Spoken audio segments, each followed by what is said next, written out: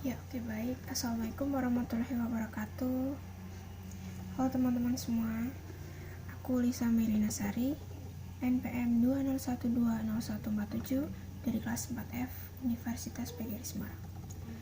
Sini aku akan menjelaskan sebuah artikel yang berjudul Efektivitas pembelajaran matematika melalui metode discovery learning pada siswa sekolah dasar. Nah, sebelum masuk ke materi atau melakukan praktek, di sini aku akan sedikit menjelaskan apa sih itu metode discovery learning. Nah, discovery learning sendiri di sini merupakan sebuah model pembelajaran yang menekankan pentingnya membantu siswa untuk memahami struktur atau ide-ide kunci suatu disiplin ilmu atau sebuah ilmu, kebutuhan dan keterlibatan aktif siswa dalam proses belajar, dan keyakinan bahwa pembelajaran sejati terjadi melalui proses personal discovery atau penemuan pribadi, di mana siswa didorong untuk belajar aktif melalui keterlibatan aktif mereka sendiri dengan konsep atau prinsip yang ada. Dan di sini guru mendorong siswa untuk memiliki pengalaman dan melakukan percobaan yang memungkinkan mereka menemukan prinsip-prinsip untuk diri mereka sendiri. Atau dengan kata lainnya, membantu siswa atau mengajarkan siswa bagaimana mereka memecahkan suatu permasalahan, bagaimana mereka memunculkan ide-ide atau pemecahan dari suatu masalah. Di situ mereka diharapkan bisa menemukan sebuah ide-ide atau hipotesis. Di sini aku akan menjelaskan terlebih dahulu karakteristik dari discovery learning itu sendiri. Nah, di sini ada beberapa ciri khusus yang membedakan discovery learning dengan model pembelajaran lainnya.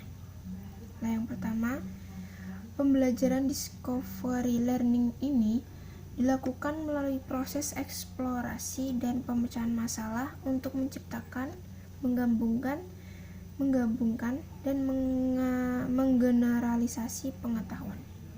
Nah, yang kedua, kegiatan pembelajaran ini berfokus pada siswa. Yang ketiga, proses pembelajaran menghubungkan pengetahuan baru dan pengetahuan yang sudah ada sebelumnya. Nah, di sini aku akan menjelaskan langkah-langkah discovery learning itu. Nah, yang pertama ada tahap orientasi. Apa sih itu tahap orientasi? Tahap ini siswa diminta untuk mengidentifikasi permasalahan yang relevan dengan materi pelajaran. Nah, langkah ini melatih kemampuan interpretasi, analisis, dan evaluasi siswa pada aspek kemampuan berpikir kritis.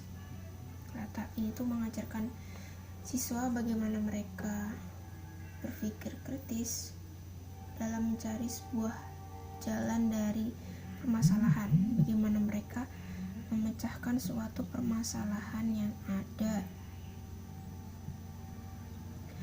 Nah, yang kedua ada hipotesis umum. Dalam tahap ini, siswa diminta merumuskan hipotesis terkait permasalahan yang ditemukan pada tahap orientasi. Nah, mereka menyusun masalah dan mencari tujuan dari proses pembelajaran yang kemudian diujikan pada tahap percobaan. Yang ketiga, ada pengujian hipotesis. Nah, tahap ini siswa harus merancang dan melaksanakan eksperimen untuk membuktikan hipotesis yang telah dirumuskan, lalu mengumpulkan data dan mengkomunikasikan hasil eksperimen tersebut. Nah, langkah ini itu bertujuan untuk melatih kemampuan siswa dalam regulasi diri, evaluasi, analisis, interpretasi, dan menjelaskan suatu permasalahan Yang keempat, ada penarikan kesimpulan. Dari pengujian hipotesis, siswa merumuskan fakta-fakta dan mengidentifikasi kesesuaiannya dengan hipotesis umum yang sebelumnya sudah disusun. Di tahap ini, siswa membenarkan atau mengganti hipotesis awal dengan hipotesis yang baru. Yang tahap terakhir, ada regulasi. Dalam tahap ini, dalam pembelajaran, penemuan berkaitan dengan proses perencanaan, pengawasan, dan evaluasi.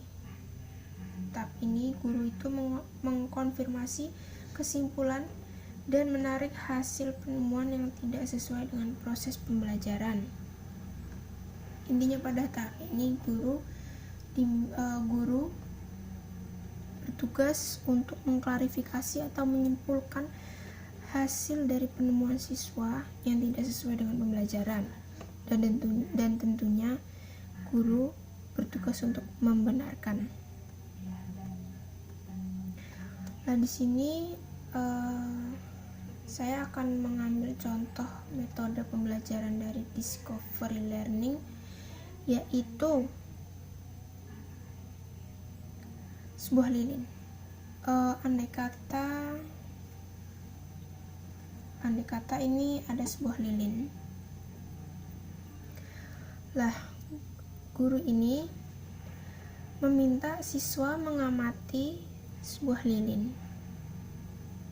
Ini andai kata lilin sudah dinyalakan api.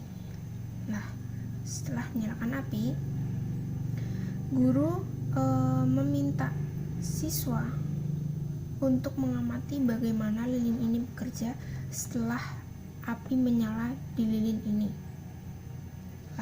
Setelah siswa mengamati lilin ini, selang berjalannya waktu, siswa diminta untuk melakukan pengamatan sederhana, kemudian membuat ide dan hipotesis yang akan diuji dari lilin tersebut.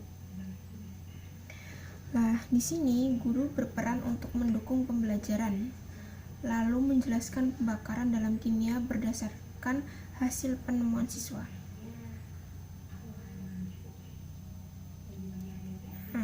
Setelah kurang lebih, lilin ini akan meleleh ketika api menyala. Dari sinilah guru meminta siswa untuk menjelaskan atau mendeskripsikan bagaimana lilin ini bisa meleleh dan habis ketika api ini menyala di lilin.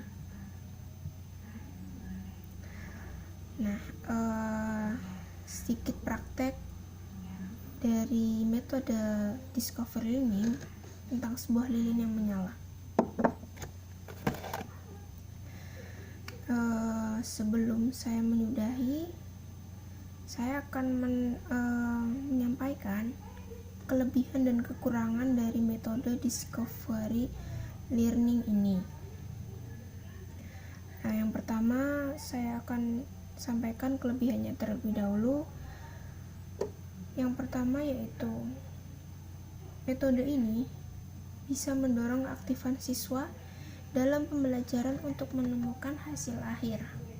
Yang kedua, ada pengetahuan yang ditemukan sendiri oleh siswa melalui proses kognitif akan masuk ke memori jangka panjang sehingga bertahan lama dalam ingatan mereka. Yang ketiga, pengetahuan yang dipelajari akan lebih mudah digunakan kembali. Yang keempat, meningkatkan kemampuan siswa dalam penalaran dan berpikir kritis. Tadi kita sudah bicarakan mengenai kelebihan dari metode discovery learning ini. Setelah itu saya akan sampaikan beberapa kekurangan dari metode ini. Yang pertama yaitu tidak semua mata pelajaran dan materi dapat diajarkan atau menggunakan metode ini. karena ada beberapa mata pelajaran yang tidak mengaitkan materi dengan penemuan atau yang bisa digunakan sebagai praktek. Yang kedua, ada model pembelajaran kurang mengembangkan aspek konsep, keterampilan, dan emosi secara keseluruhan karena lebih berfokus pada menciptakan pemahaman siswa. Nah, ada yang terakhir, yaitu tidak semua siswa bisa diajak kerjasama untuk melakukan proses berpikir dalam pembelajaran yang diharapkan. Nah, penerapan discovery learning juga bisa dimanfaatkan untuk berbagai jenis pembelajaran sebetulnya. Nah, di samping kelebihan dan kekurangan ini, tentunya metode discovery learning ini bertujuan untuk membangkitkan keaktifan siswa, bagaimana mereka memecahkan masalah, bagaimana mereka berpikir kritis, tentunya untuk melatih daya motorik siswa, bagaimana mereka berpikir lebih keras, bagaimana memecahkan suatu permasalahan yang ada dari berbagai contoh